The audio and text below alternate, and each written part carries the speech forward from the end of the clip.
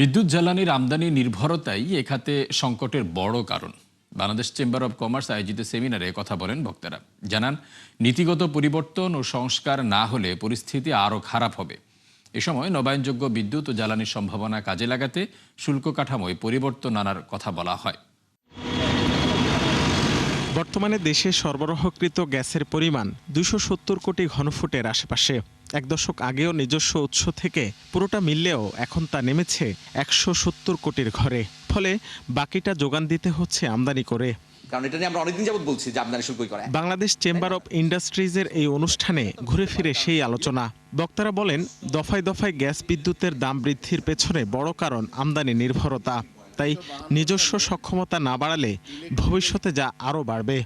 অন্য সিরামিক খুব কম চলে, টেক্সটাইল বন্ধ আছে, আরবি কারেন্ট দিয়ে স্পিনিং চলতেছে। সো বর্তমান সমস্যা বলছি ভালোই তো আছে। তখন কমপ্লেন করতাম ফ্যাক্টরি বন্ধ কেন, এখন তো ফ্যাক্টরিগুলো এমনি বন্ধ হয়ে যাচ্ছে। ১৩০০ থেকে ১৪০০ এমএফসিডি এভরিডে আমাদের শর্টফল। রেজাল্ট ৮,০০০ মেগাওয়াট হলো প্রাইভেট সেক্টর এবং গভর্নমেন্টের পাওয়ার প্ল্যান্ট বসে আছে, গ্যাস পাওয়ার প্ল্যান্ট, যেটা ইলেকট্রিসিটি দিতে পারে না।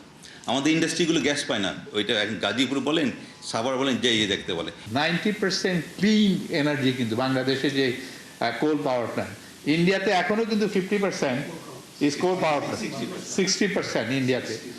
এবং আমাদের এখানে কিন্তু এমন কোনো কিছুই করি না। আমি মনে করি যে এটা আমাদের একটা ভালো অল্টারনেটিভ সোর্স হতে পারে।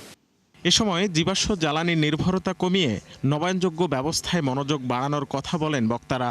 জানান, পর্যাপ্ত জমি, উপযুক্ত নীতি ও শুল্ক সমস্যার কারণে বিস্তৃত হচ্ছে না এই উৎস।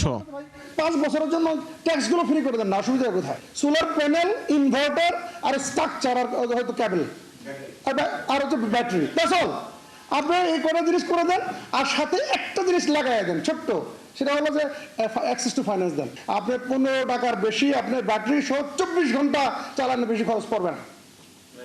আর ইন্টারনেটে পাওয়া পাবেন, 1 সেকেন্ডে পাওয়া যাবে না। আমি দায়িত্ব নিয়ে বলতেছি। ক্রেডিট রিস্ক গ্যারান্টি স্কিম যদি করা যায়, এটা পৃথিবীর অন্যান্য সব দেশে আছে। ইন্ডিয়াতে এত কিছুর পরেও, এত রিনিউয়েবল করার পরেও এডিবি গত 1-2 বছরেও ভিতরেও ক্রেডিট রিস্ক গ্যারান্টি স্কিম দিয়েছে, তাদেরকে ডিজাইন করে দিয়েছে। আমরা যদি করি তাহলে যে ইন্ডাস্ট্রি কোল্যাটারাল দিতে পারে না, তাহলে সে তখন কোল্যাটারালটা তা কমে যাবে। ২০৩০ সালের মধ্যে 10,000 মেগাওয়াট নবায়নযোগ্য বিদ্যুৎ উৎপাদন নিশ্চিত করতে চায় সরকার। বর্তমানে যা 2,000 মেগাওয়াটের কম। Energy transition as the core. Rakib Hossain, ৭১, Dhaka. একটা গ্র্যান্ড